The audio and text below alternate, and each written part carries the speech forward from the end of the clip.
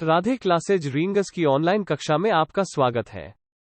Veterinary के ऐसे ही video देखने के लिए हमारे चैनल को लाइक करें, शेयर करें, सब्सक्राइब करें और साथ ही घंटी के बटन को दबाएं जिससे हमारी वीडियो का नोटिफिकेशन आपको सबसे पहले मिले। प्यारे दोस्तों नमस्कार, मैं डॉक्टर राधे श्याम सैनी आज आपको बताऊंगा। एक्चुअली वैसे भी आज मौसम बड़ा आंधी तूफान का है, थोड़ी हल्की हल्की बारिश भी हो रही है और हम ये केस देखने आए। जरा दिखाइए उधर मौसम का हाल, थोड़ा सा ये देखिए आंधी तूफान सा ये मौसम बना है। लेकिन मैं तो कहता हूँ कि आंधियों और तूफानों की फिक्र नहीं, हम मौजे हवा से डरते हैं।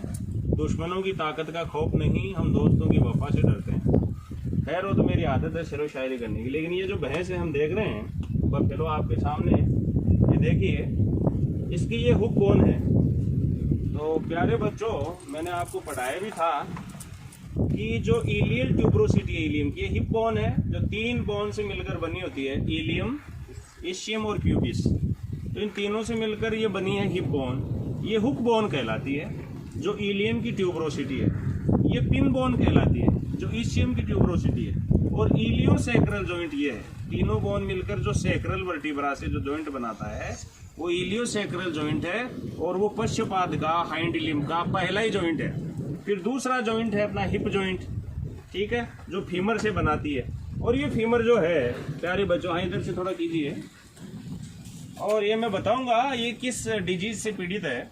ये फीमर है जो जंतुओं के शरीर की, गाय भैंस भेड़ बकरी की सबसे लंबी अस्थि है, सबसे बड़ी अस्थि फीमर। फिर ये टीबिया, फिर इसके बाद में ये मेटाटार्सल, पिछले पैर में टार्सल, मेटाटार्सल। फिर इसके बाद में वो फेलेंक्स, फर्स्ट सेकंड थर्ड, जो थर्ड फेलेंक्स है वो ये खुर का निर्माण कर रहा है। ये थर्ड लास्ट जो फेलेंक्स है।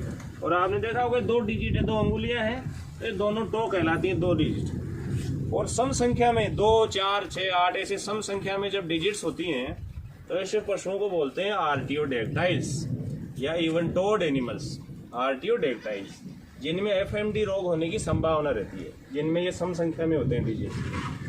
तो मैं बताऊंगा इस भैंस की ये हिस्ट्री है कि 15 दिन से इसमें लेमनेस है, यानी लंगड़ापन है। जैसे इसको चलाएंगे, थोड़ा चलाओ जी, चलाओ थोड़ा, देखिए 15 दिन से ये जो भैंस है थोड़ी लंगड़ा कर चल रही है। देखिए चलने में दिक्कत आ रही है, इस पैर पे अपना पूरा वेट वजन भी नहीं ये उठा पा रही है, कभी कभी चलने में भी इसको दिक्कत आ रही है। थोड़ा आराम से दिखाइए नजदीक से। हाँ ये देखिए, जरा आपको दिखने में पैर को रखने की स्थिति भी इसकी ऐसी है, लंगड़ी है, ये देखिए लंगड़ाहट है। तो प्यारे बच्चों, इसमें संभावना क्या हो सकती है? हिप डिसलोकेशन तो नहीं है, क्योंकि हिप डिसलोकेशन में क्या होता है कि या तो पैर छोटा हो जाता है या लंबा हो जाता है। लेकिन इसका पैर एकदम सही टिक रहा है, बराबर, दोनों पैर बराबर है, इसका मतलब डिसलोकेशन नहीं है, संभावना नहीं है।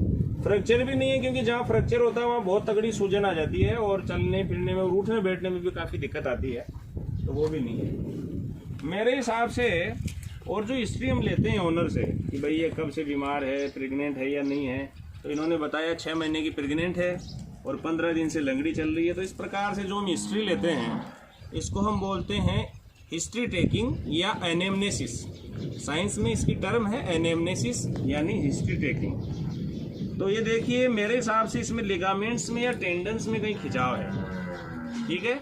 तो लिगामेंट्स में और टेंडन्स में जब खिंचाव होता है या फिर कहीं चोट लगने की वजह से मांसपेशियों में स्ट्रेन भी हो सकता है, जो मैं आपको बताया। स्प्रेन और स्ट्रेन 2 तरह की टर्मिनोलॉजी में आपको सर्जरी में बताऊंगा, इनमें अंतर क्या है। तो ये देखिए अपने, ये जो टेंडन में जो होता है उसको तो बोलते हैं स्ट्रेन, और मांसपेशियों में होता है उसको बोलते हैं स्प्रेन। तो ये स्प्रेन का केस है, और लिगामेंट्स में और इनमें मांसपेशियों में खिंचाव आने के कारण ये जानवर चल नहीं पा रहा है मेरे साथ। तो अपन क्या कर सकते हैं ऐसे केस में? अपन एंटी इन्फ्लामेटरी या अपन जिनको पेन किलर्स कह सकते हैं, वो पेन किलर्स लगाएंगे, क्योंकि अपन कोई एंटीबायोटिक वगैरह तो लगाएंगे नहीं, क्योंकि बॉडी में संक्रमण तो है नहीं, केवल दर्द है। तो दर्दनाशक दवाइयाँ प्यारे बच्चों 2 प्रकार की होती हैं, एक स्टेरॉयडल और दूसरा non steroidal. Non steroidal anti inflammatory drugs और स्टेरॉयडल एंटी इन्फ्लामेटरी ड्रग्स। प्यारे बच्चों, मैं आपकी जानकारी के लिए बता दूं, किसी भी प्रेग्नेंट जानवर में सिवाय आइसोफ्लुप्रेडोन के कोई दूसरा स्टेरॉइड काम में नहीं ले सकते। अगर आपने आइसोफ्लुप्रोडोन के अलावा कोई सा काम में लिया, जैसे डेक्सामिथासोन, बेटामिथासोन, हाइड्रोकोर्टिसोन, प्रेडनिसोलोन, तो ये सारे फिटोटॉक्सिक हैं, अर्थात एक तरह से अबॉर्शन भी हो सकता है। इसीलिए सावधानी से केवल आइसोफ्लुप्रोडोन काम मिले। और नॉन स्टेरॉइडल एंटी इन्फ्लामेटरी में paracetamol is the safest drug for pregnancy. Paracetamol, meloxicam और टोल्फेनेमिक एसिड, ये 3 हैं प्रेगनेंसी सेफ। तो अपन क्या करेंगे प्यारे बच्चों, इसमें अपन ज़्यादा कुछ करने की गुंजाइश है नहीं। कुछ पेन किलर ऑइंटमेंट देंगे ताकि यहाँ लोकली सूजन वगैरह उतर सके, खिंचाव कम हो जाए। और इंजेक्शन में अपन आइसोफ्लुप्रोडोन और अपन इसको लगाएंगे टोल्फेनेमिक एसिड। तो स्टेरॉइडल और नॉन स्टेरॉइडल दोनों प्रकार के एंटी इन्फ्लामेटरी अपन इसको लगाएंगे 3 दिन तक। फिर उसके बाद में देखेंगे चौथे दिन शायद आराम आएगा इसको। इस प्रकार से ये केस है आपके सामने। तो इसको इस तरह से ट्रीट करना चाहिए अपने को। जैसे मैंने सारी चीज़ें बताई, आपको अपने दिमाग में रखनी है सारी चीज़ें। ये हुक बोन है, ये पिन बोन है, मैं सारी चीज़ें बता दी। इलियोसेक्रल जॉइंट है, फिर हिप जॉइंट है, फिर इसके बाद में आगे वाला स्टाइफल जॉइंट जहाँ पटेला है, फिर इसके बाद में हॉक जॉइंट, फेटलॉक जॉइंट, पेस्टर्न जॉइंट, फिर कॉफिन जॉइंट। इस प्रकार से। बहुत बहुत धन्यवाद।